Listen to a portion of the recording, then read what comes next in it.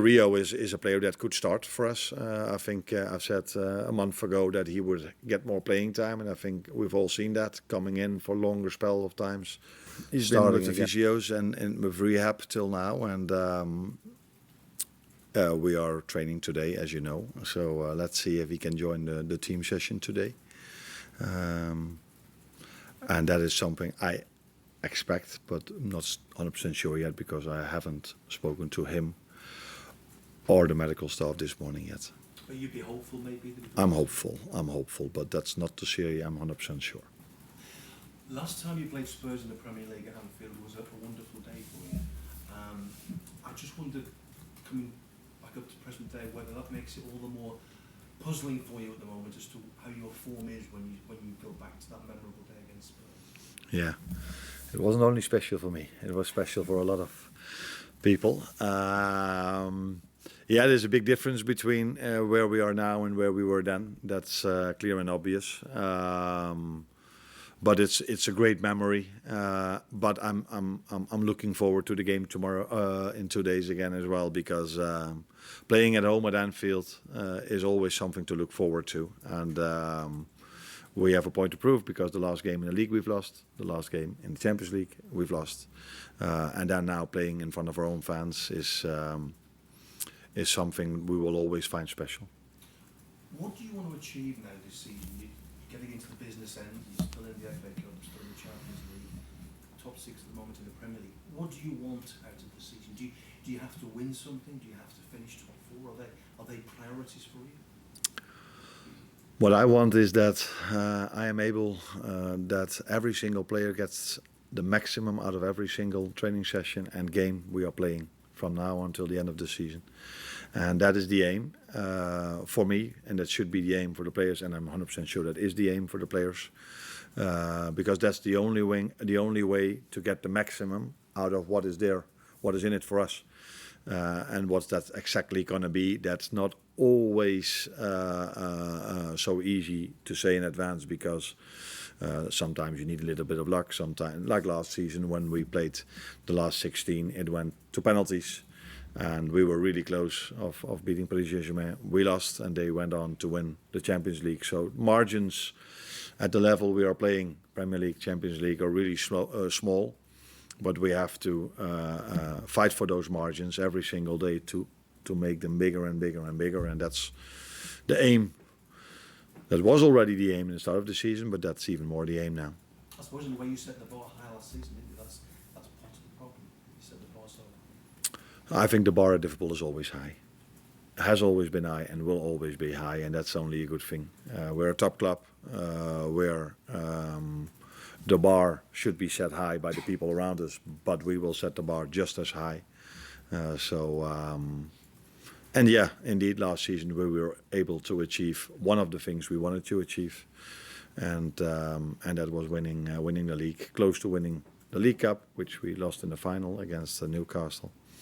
And this season, of course, we were unable to win the league again, but we're still in two cups, Champions League and the FA Cup, where we are competing. Yeah. Enjoy Sunday. Thank you, I will. Hi, hello again. And can I just come back to the player with Alisson? What is his injury? He felt something when he passed the ball in one of his muscles. So, but after we checked it, it was so minor that we think it doesn't have to take very long. But as always, games follow up so fast that he had to miss the one against Galatasaray, and hopefully he's available and ready for Sunday. If not, I'm expecting him, if things go as planned, definitely against the Galatasaray. And Federico wasn't feeling his best, was he? No. I expect he feels better now, because he felt unwell the day before the game, and I think we're now 3 or 4 days further ahead. So I think he's able to train with us today again. And given that it was the reverse fixture, I think, wasn't it, when Alexander got his injury? Oh yeah. If I don't ask you about Alexander, it would probably be the one where he's got out kicking a ball or something. So can I just double check on where he is now in his comeback as well, please? With the rehab team still, and not with the team yet. Okay. This, if you win, will be 1,500th league win at Anfield, which is a remarkable stat. We've won more top flight games at home than any other club in history, more points and all that goes with it. Do you still enjoy hitting these markers in the history? Is it the weight of expectation that pushes you on or can hold you back? Where does that sit with you when you get to markers like this? No, I think it only pushes us. As I just said, we hold ourselves to the highest standards as well. And this is another example of how successful this club has been and will be and still is. But if we reach that mark, I don't feel completely responsible for that because I wasn't there 1,500 games. But it's always nice to be part of a club that is achieving so many special things, because that means that you're at a club where you can win something, and that's something I want. That's something what the players want. We are working every single day as hard as we do because we want to achieve something. We want to win something. And we are in a lucky situation that we are a club that is able to do so, as history has shown and recent history has shown as well. Ryan Grafberg signed a new deal, obviously, in the last week, a new long-term deal. I just wonder, how highly does he rank among your important players, and is he fulfilling his potential right now? Is there more to come from him? No, I prefer not to rank them in the following order. They're all different profiles for different positions, but it's obvious and clear that me and the club sees the importance of him and how much he developed, and as a result of that, he signed a new contract. Another young player, which was signed very young, as you know from our model, and has the ability to grow, and I think he's a great example of that. His first season was maybe not at the level as he was last season, but that is completely normal if you sign young players that have to adjust first to the Premier League, and there's a lot to come from them, and that has been our model even before I was here. And that's still our model, signing younger players who have get the chance here in this great environment with such a great facilities and so many great people working here, to improve those players, for them to develop, and then when their peak is coming, and that's usually when they're a bit older, and they are still playing for us. And you scored 4 goals or more at home to Spurs the last 4 times you've played them at Anfield. What is it about this game that leads to a lot of goals, particularly for you, but generally as well? Nah, then you have to look at how the games went and who the manager was and what the playing style of the other team was.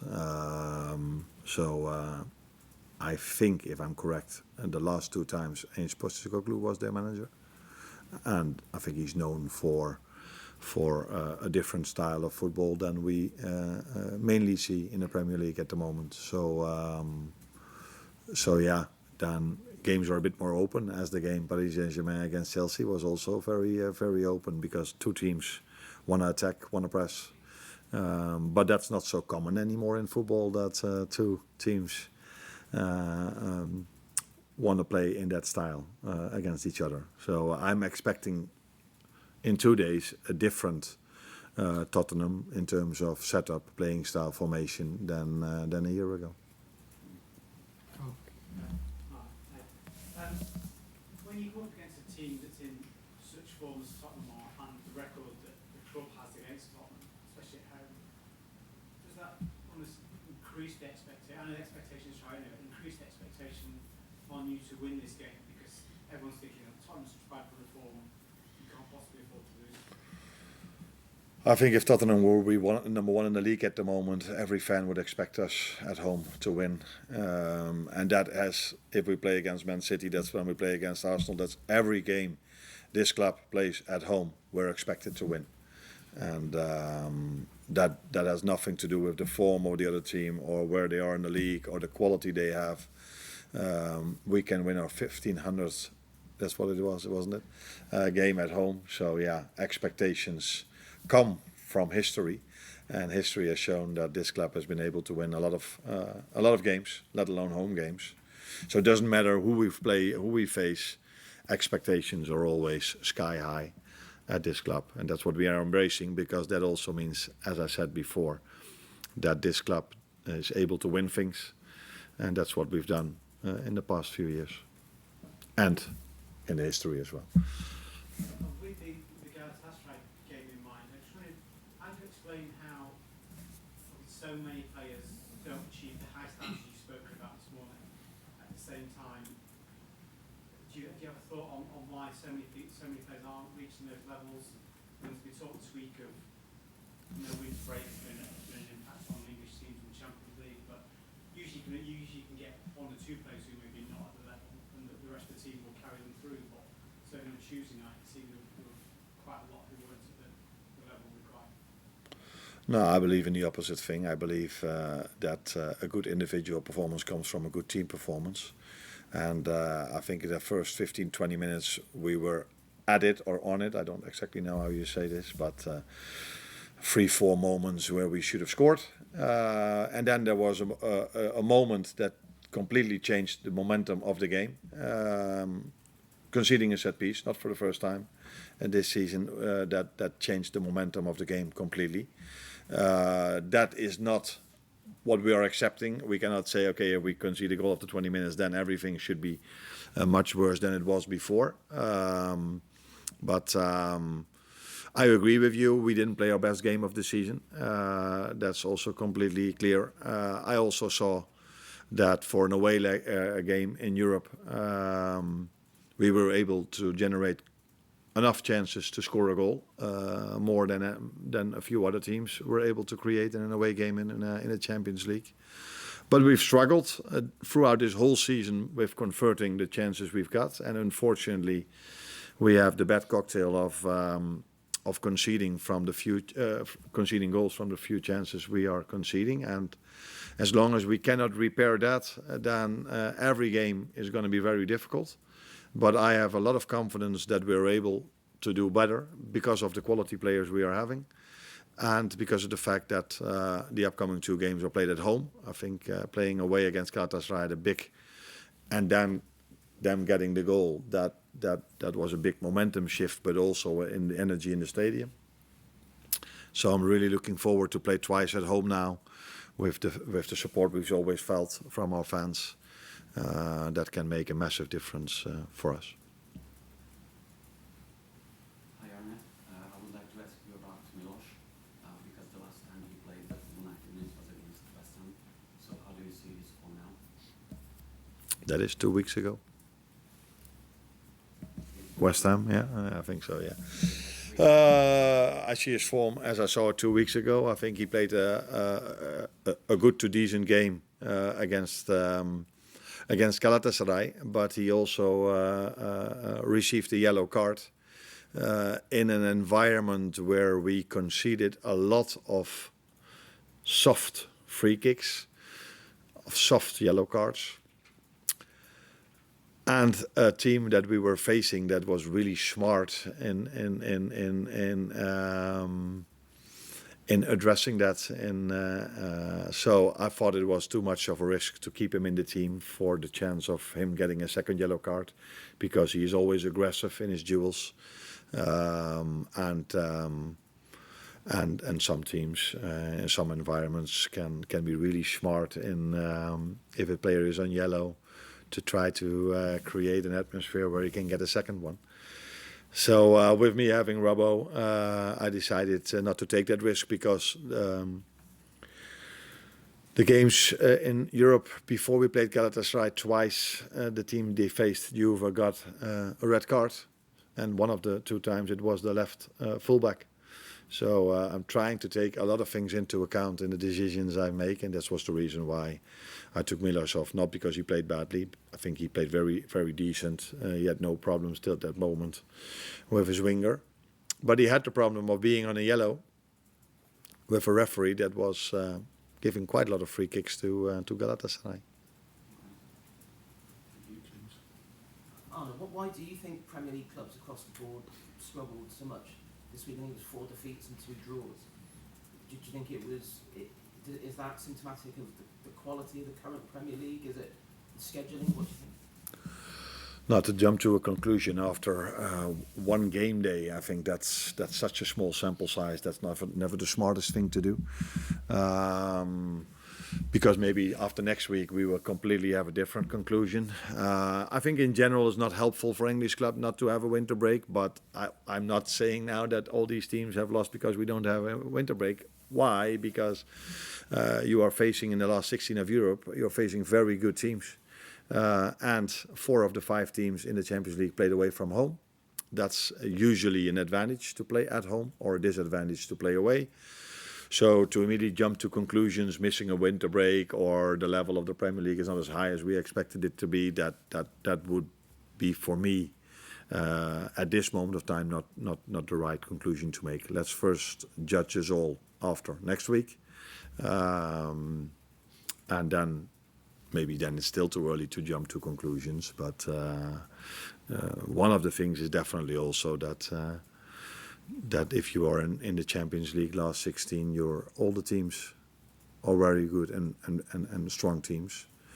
And if you play 4 out of 5 away from home, and the margins were in all the games I saw quite small. I saw our own game. The margins were really small. I think we didn't deserve to lose. Arsenal, the margins were really small. And maybe it sounds weird, but I didn't saw the 3-0 coming when I watched the first half of City against Real Madrid. The only one I didn't saw was Paris Saint-Germain against Chelsea, but people told me that Chelsea was very involved in that game and didn't deserve to lose 5-2. So yeah, jumping conclusions about one game is usually not what I would do. The last one. And after his performance against Wolves, how close is Ngumoha to start in the Premier League? What's the balancing act with him? Because he is so young, this is a balancing act of not wanting to play so much because it could have an effect on his career later down the line. As, if you know what I mean? Like, Yeah. does it impact him in terms of injury? No, it's not that we think so far ahead what it would mean for the rest, but we've been this season, we've treated him carefully. I think I've said something about that before, that he cannot be too many days in a row on the pitch because of stress fractures. Players of this age sometimes have and have had here at this club. Jadon Dance is one of the examples of that. But Rio is a player that could start for us. I think I've said a month ago that he would get more playing time, and I think we've all seen that coming in for longer spell of times, starting against Wolves, and he's definitely an option to start in one of the upcoming 3 games, because as you know, for the 5th time this season, I think we have to play 3 games in 7 days with an early kickoff on Sunday and an away game at Brighton. So we've been very lucky with that this season. With that schedule. So yeah, that means you need more than 11 players, and of course the midweek game can also be longer than 90, as we've experienced last season. So with them playing 3 games in 7 days, every player that's fit has the chance to play or to start in the upcoming 3 games. You're welcome. Thank you.